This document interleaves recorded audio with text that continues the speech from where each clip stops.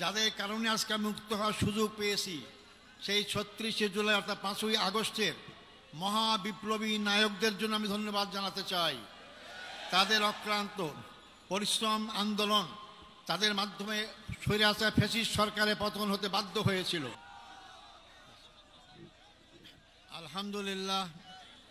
আলহামদুলিল্লাহ রাব্বিল আলামিন ওয়াসসালাতু ওয়াসসালামু আলা সাইয়্যিদিল মুরসালিন ওয়া আলা আলিহি ওয়া সাহবিহি আজমাইন। আসসালামু আলাইকুম ওয়া রাহমাতুল্লাহ। আপনারা কি সবাই ভালো আছেন? আলহামদুলিল্লাহ। আমি প্রায় 14 বছর কারাগারে থাকার পর আজকে সকালে মুক্ত হলাম। আমি এখন মুক্ত, আমি এখন স্বাধীন। এটা স্বাধীন দেশে আমি স্বাধীন নাগরিক একজন। সম্মানিত ভাই ও বন্ধুগণ, যেহেতু আমরা রাস্তা বন্ধ করে এখানে সমাবেশ আয়োজন করেছি যাতে জনগণের কষ্ট না হয়, এবং আমি যেন তোমাকে নির্দেশ দিয়েছেন খুবই সংক্ষিপ্ত কথা বলার জন্য, আমি শুধু কয়েকটি বিষয় আপনাদের সামনে কথা বলবো। আল্লাহ যদি তৌফিক দান করেন, যদি বেঁচে থাকি অবশ্যই আপনাদের সাথে বারবার দেখা হবে ইনশাআল্লাহ। আমি সর্বপ্রথম আমাদের মহামান্য আদালতকে ধন্যবাদ জানাইতে চাই।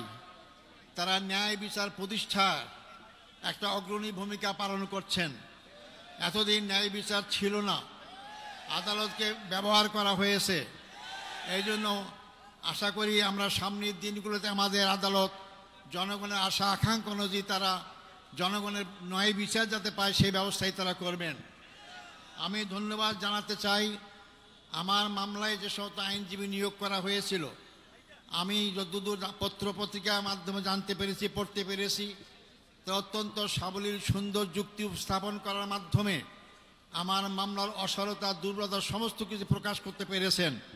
এবং আন্তর্জাতিকভাবে স্বীকৃত যে এই মামলার মাধ্যমে আমার অতীতের আগের সরকারগুলো কীভাবে নির্মমভাবে আমাদের আগের ভাইদেরকে হত্যাকাণ্ডের মাধ্যমে তাদেরকে দুনিয়া থেকে বিদায় করেছেন।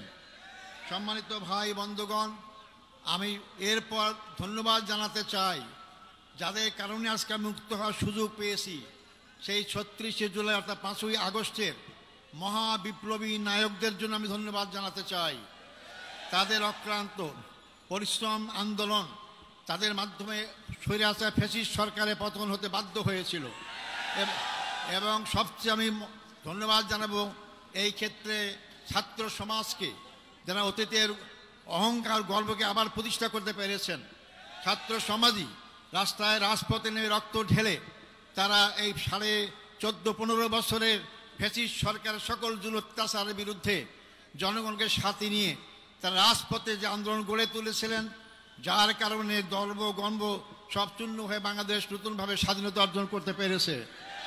আমি ধন্যবাদ জানাতে চাই ছাত্র, যুবক, শিক্ষক, সকল পেশাজীবী, সকল নারী পুরুষ, এমনকি শিশু বাচ্চাদেরকেও আমি দেখেছি তারা রাজপথে সেদিন নেমে এসেছিল। সবাইকে আমি ধন্যবাদ জানাতে চাই।